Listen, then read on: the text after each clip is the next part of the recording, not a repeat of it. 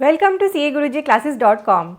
फिर से GST 1, GST 3B and GST 2B में कुछ चेंजेस अनाउंस हुए हैं मार्च मंथ में, मार्च 2024 में, जिसकी वजह से अब आप आने वाली जो रिटर्न्स भरोगे उनमें ये चेंजेस आपको दिखाई देंगे। बिना किसी देरी के अभी लेटेस्ट ही GST पोर्टल पे GSTR 1 के अंदर दो नई टेबल्स इंट्रोड्यूस हुई, table number 14 and table number 15। शायद कुछ पर्सन्स को इसके बारे में पता नहीं है, तो चलिए मैं थोड़ा सा आपको बता देती हूँ। तो मैं आपको बहुत ही ब्रीफ में बताऊंगी टेबल नंबर 14 एंड 15 के बारे में, क्योंकि ऑलरेडी इसकी बहुत डिटेल वीडियो मैंने बना दी थी। तो टेबल नंबर 14 किन्हें भरनी है? जो ऐसे पर्सन्स हैं जो इको के थ्रू सप्लाईज करते हैं। इको कौन होता है? E commerce operator. जैसे कि मान लीजिए आपकी स्टेशनरी की शॉप है, आप ऑफलाइन तो बेचते ही है, आपने कहा कि मैं अपने स्टेशनरी प्रोडक्ट ऑनलाइन भी बेचना शुरू कर दूं ताकि मेरी सेल बढ़ सके। तो आपने खुद को रजिस्टर कर लिया अमेजन, फ्लिपकार्ट एक्सेट्रा के साथ, ठीक है। इससे आपकी सेल बढ़ गई, वहां पे आप रजिस्टर हुए, उनके साथ बाहर जुड़े होते, वो आपके प्रोडक्ट को खरीदने लग गए, तो आपने सप्लाईज करना शुरू कर दिया इनके साथ। अब इनके साथ जो सप्लाईज की है ना, अमेजन की अलग दिखाओगे, फ्लिपकार्ट की अलग दिखाओगे, टोटल करके दिखानी है आपको कौन से सेक्शन में। टेबल 14 का भी एक और सेक्शन है, 14 है, liable to collect tax under section 52, ये आपका TCS कलेक्ट करते हैं। तो इसीलिए अमेजन फ्लिपकार्ट के थ्रू आप क्या सप्लाई, स्टेशनरी की आइटम्स, यानी आप गुड्स सप्लाई कर रहे हो, ठीक है। स्टेशनरी प्रोडक्ट्स आप दे रहे हो तो वो गुड्स सप्लाई कर रहे हो। तो आपने जो सारी गुड्स सप्लाई की हैं, जैसे मान लीजिए आपने पूरे एक मंथ में 1 लाख की स्टेशनरी अमेजन के थ्रू सेल करी, जिसमें से 2000 की आपकी रिटर्न आ गई, वापस आ गई कस्टमर से, यानी आपने नेट कितने की सप्लाईज करी? 98,000 की सेल करी आपने अमेजन के साथ जुड़ के। तो टेबल नंबर 14A में आपको 98,000 रिपोर्ट करने हैं। कहाँ रिपोर्ट करने हैं? आपको स्क्रीन पे GST 1 में अपनी टेबल 14 दिखेगी, इस पर क्लिक करना है। देन टेबल 14 के दो पार्ट है, liable to collect tax under section 52 and liable to pay tax under section 95। तो मैं पहले आपको सेक्शन 52 वाला बता रही हूँ। इस पर आप क्लिक करोगे तो आपको अब यहाँ पे GST नंबर दे रहा है। अमेजन के साथ आपने जुड़ के 98,000 की सप्लाई करी है, तो अमेजन का GST नंबर डाल दो, नाम खुद आ जाएगा। नेट वैल्यू ऑफ सप्लाई यहाँ पे 98,000 ही आपको दिखाने हैं, और फिर फर्दर उन पे जो टैक्स का ब्रेकअप है, integrated tax, central tax, state tax और सेस, वो भी यहाँ पे एंटर कर दें। टोटल डालना है आपको, कोई ब्रेकअप यहाँ पे आपको बिल्कुल भी नहीं देना है, ठीक है। क्लियर हो गया आपको? यहाँ पे हमने बात की थी, आप गुड्स सप्लाई कर रहे थे अमेजन के थ्रू। नेक्स्ट है टेबल नंबर 14 की टेबल नंबर B। इसमें आपने ऐसी सप्लाईज दिखानी है जो आपने ऐसे पर्सन के साथ जोड़ के की है जो सेक्शन 95 में कवर होते हैं। इसमें कौन आते हैं? जैसे कि आपने जोमेटो के साथ जुड़ के सर्विसेज दी, ओला के साथ, उबर के साथ, ओयो रूम्स एक्सेट्रा। तो सेक्शन 95 में हमारी 4 तरह की सप्लाईज कवर है: transportation, accommodation, housekeeping, restaurant service. तो यहाँ पे सर्विस की बात हो रही है। तो अगर आपने सर्विस दी है ऐसे पर्सन्स के साथ जुड़ के जो सेक्शन 95 में कवर है, यानी कि जो गवर्नमेंट को टैक्स पे करते हैं आपके बिहाफ पे, ना तो बाहर पे करता ना ही सेलर पे करता, बल्कि ये पे करते हैं, तो वो भी सप्लाई आपने net of debit and credit note दिख वाला, liable to pay tax under section 95, इस पे क्लिक करना है। क्लिक करते ही आपको यहाँ पे GST नंबर डालना है ई कॉमर्स ऑपरेटर का। मान लीजिए जोमेटो के साथ जुड़ के आप सप्लाई कर रहे हो, तो आपको जोमेटो का यहाँ पे GST नंबर डालना है, जोमेटो का नाम आ जाएगा। नेट वैल्यू ऑफ सप्लाई, तो net of debit and credit note आपको यहाँ डालना है, और फिर फर्दर टैक्स का ब्रेकअप। समझ लिया आपने? टेबल नंबर 14 किसके लिए है? जो पर्सन ई कॉमर्स ऑपरेटर्स के साथ जुड़ के गुड्स या सर्विसेज सप्लाई करते हैं। गुड्स के लिए अलग है सेक्शन 52 वाला कॉलम, और सर्विसेज के केस में अलग है सेक्शन 95 वाला कॉलम। अब जो चेंज आया है ना, आप कहेंगे ये टेबल तो ऑलरेडी आ गई थी, जनवरी से ही अनाउंस हो गई थी, हमें तो पता है। अब जो चेंज आया है ना, गवर्नमेंट ने आपको ऑप्शन दिया है, मान लो इसमें कोई गलती हो जाए। मैंने यहाँ पे अभी आपको बताया कि इस पर्सन ने 98,000 की सप्लाईज करी अमेजन के साथ जुड़ के, ये इसने गलती से 1,98,000 दिखा दिया यहाँ नेट वैल्यू ऑफ सप्लाई में। तो अब उसके पास करेक्शन करने की क्या ऑप्शन है? उसके लिए आ गई है टेबल नंबर 14 की अमेंडमेंट की ऑप्शन। तो यहाँ पे आपके पास अब अमेंडमेंट टेबल्स भी आपकी GST 1 में ऐड हो गई है। टेबल 14A की अमेंडमेंट ऑप्शन ये है, और टेबल 15 अभी मैं आपको बता रही हूँ, उसकी भी अमेंडमेंट ऑप्शन यहाँ पे ऐड हो गई है। तो आप जो भी अमेंडमेंट करना चाहें अब आप कर पाएंगे। टेबल 14 के लिए अब हमारे पास अमेंडमेंट की टेबल आ गई है, टेबल 14 कैपिटल A। क्लियर हो गया आपको?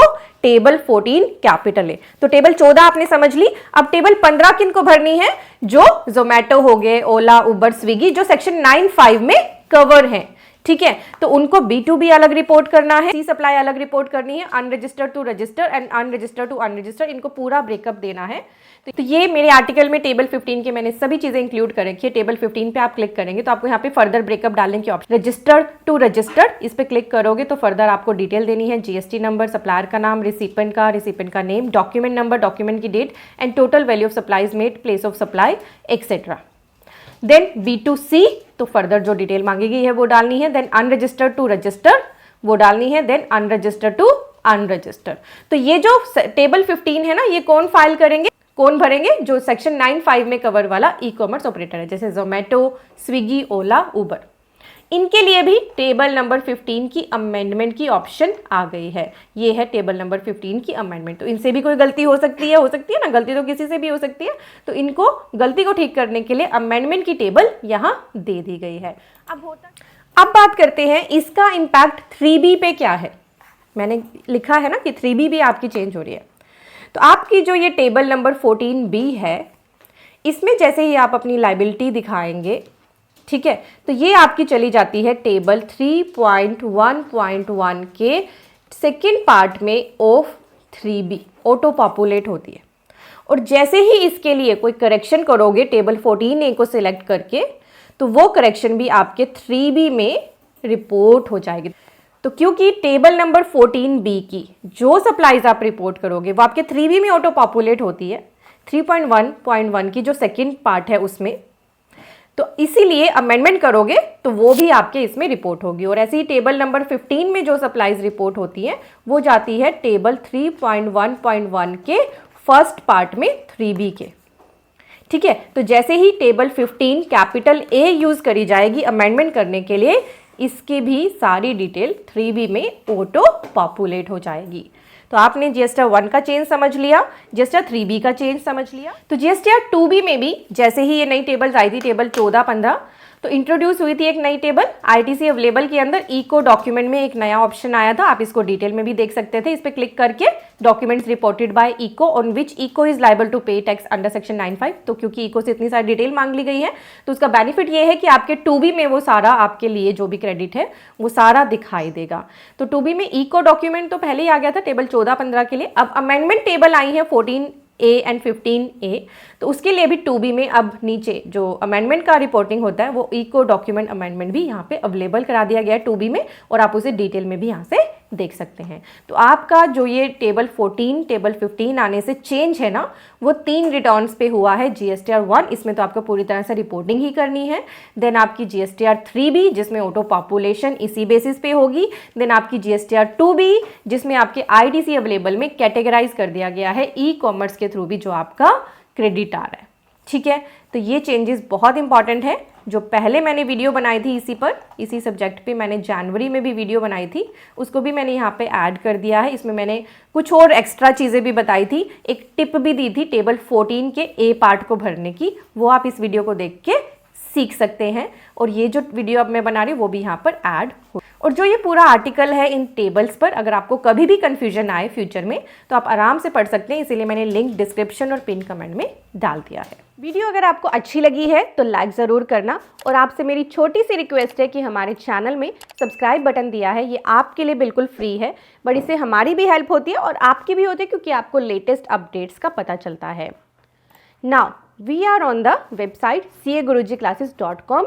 इस वेब पेज पर आपके लिए टेक्स्ट अपडेट्स का सेक्शन है, जिसमें हम बहुत सारे इंपॉर्टेंट आर्टिकल्स पोस्ट करते हैं। बहुत सारे पर्सन्स को रीडिंग की हैबिट होती है, तो वो इस पेज पर जाकर इंपॉर्टेंट आर्टिकल्स रीड कर सकते हैं। साथ ही इसी पेज पर हमारे कोर्सेज और कॉम्बो कोर्सेज भी एक्टिव है। हमने अपने कोर्सेज लॉन्च किए हुए हैं, income tax, GST, ITR, TDS, trademark etcetera.